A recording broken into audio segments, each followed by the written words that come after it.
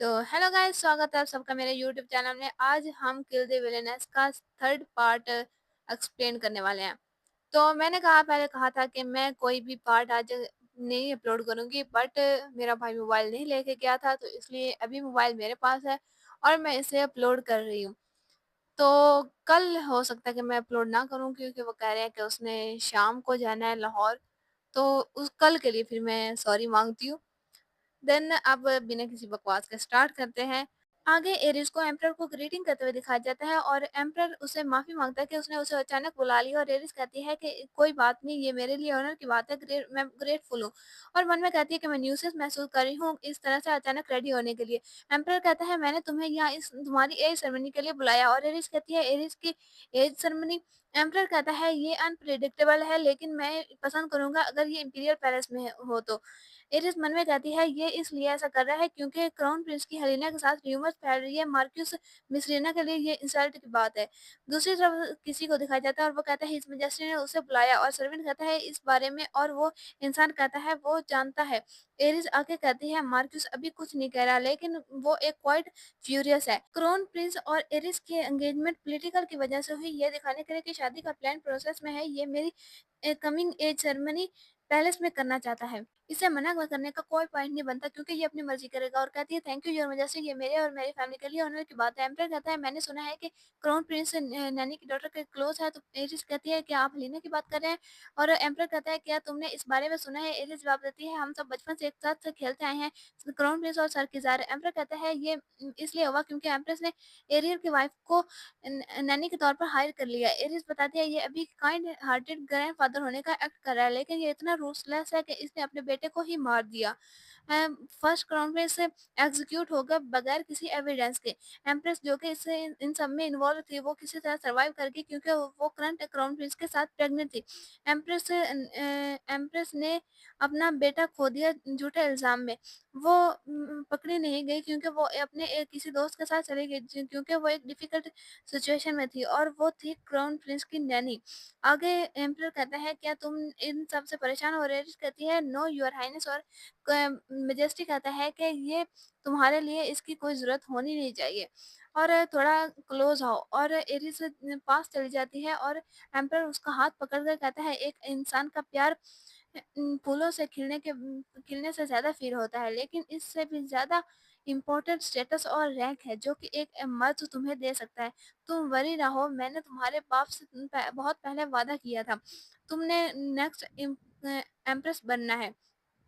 जो लोग तुम्हें सपोर्ट करते हैं और चाहते हैं कि तुम पैलेस चलाओ, और तुम्हारा बच्चा ही नेक्स्ट क्राउन प्रिंस बनेगा।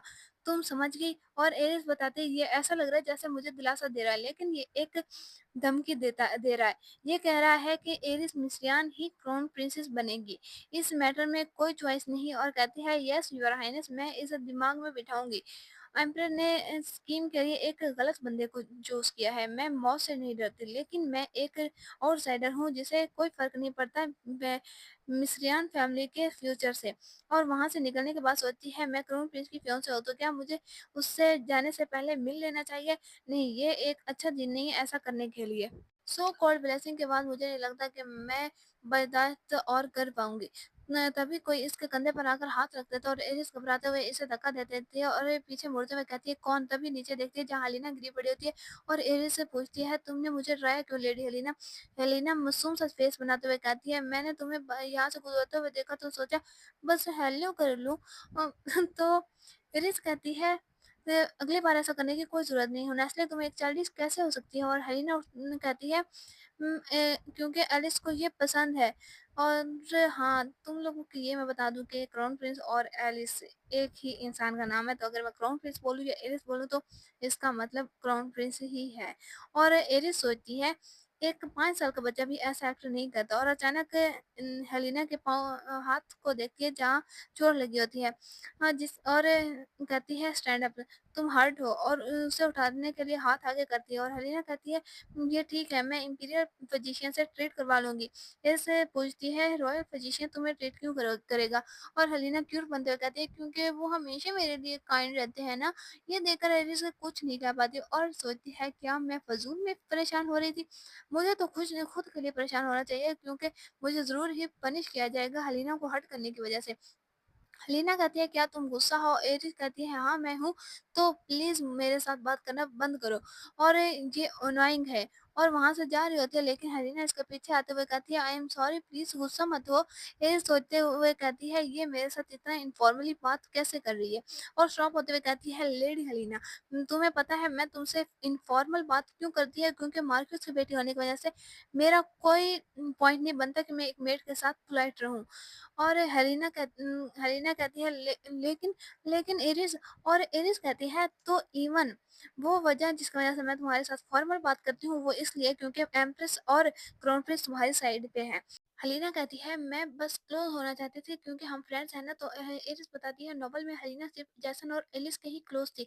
अगर हलीना एरिस को दोस्त मानती तो इन नॉवल में इनके एक साथ की मेमोरी जरूर होती। ऑथर ने सिर्फ लव्स फ्रेंडशिप इसलिए इस्तेमाल किया क्योंकि वो एरिस को इवल दिखा सके। और हलीना को जवाब देती है मैं इस दोस्ती को यही खत्म करना चाहती है। हलीना कहती है क्या? एरिस कहती है मैं इस दोस्ती को नहीं रखना चाहती। हलीना कहती है ये इसलिए क्योंकि मैं क्रोन प्रिंस के क्लोज हूँ। एरिस इरिटेट होते हुए सोचती है तुम इस इंसान को रख सकती हो, मुझे इससे कोई लेना देना नहीं है। ये कैसे ये सोच सकते हैं कि मैं दोस्ती को इसलिए अबैंडन कर दूंगी किसी आदमी के लिए?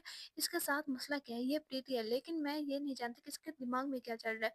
एरिस कहती है ऐसी कोई वजह नहीं है, तुम सवाल करना बंद करो। और अब बस तभी पीछे से किसी को आते हुए दिखाया जाता है और वो इसका हाथ पकड़ता है और ये कोई और नहीं बल्कि क्रोन प्रिंस होता है जो कि कहता है लेडी एरिस तुम थोड़ा सा भी नहीं बदली। क्या तुम हो नहीं, तुम तो एक्चुअली पहले से और ज्यादा बुरी बन गई हो।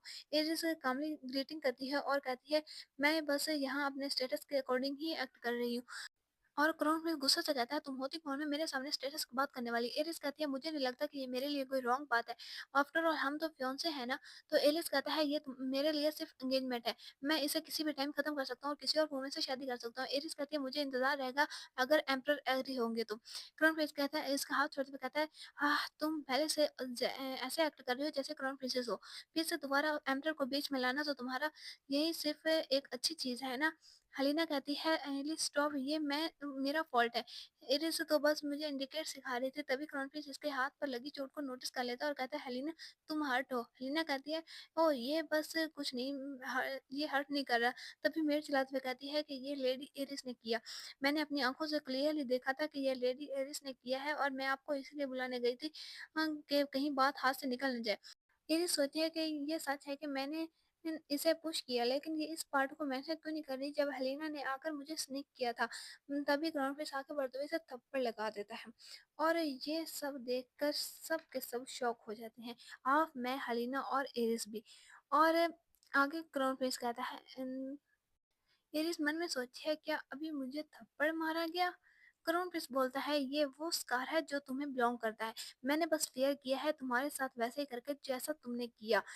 तो क्या तुम एग्री नहीं करती लेडी एरिस? और लिटरली ये सीन देखकर मुझे इतना इतना इतना ज्यादा गुस्सा आया कि मैं इस मामले में घुस कर ही करूँ इसको, मुंह पे एक दो जूते तो लगा दूं। अगर मैं रियलिटी में अगर इस मानवा में घुस गई ना तो क्राउन प्रिंस को आपके हिस्से के भी 4-5 तो लगा दूंगी क्योंकि मुझे पता है कि ये सीन देखने के बाद आप लोगों को भी गुस्सा तो जरूर आया होगा। तो अभी मैंने मतलब कि ये सीन देखने के बाद मुझ में हिम्मत नहीं हुई कि मैं आगे के पार्ट मतलब के एक्सप्लेन कर सकूं। तो इसलिए मैंने अभी एक ही चैप्टर अपलोड किया है। तो इंशाल्लाह मैं परसों या फिर हो सका तो कल मैं 3-4 चैप्टर इकट्ठे एक्सप्लेन करके अपलोड कर दूंगी। तो तब तक मुझे सपोर्ट कीजिएगा and thank you for watching. Bye bye.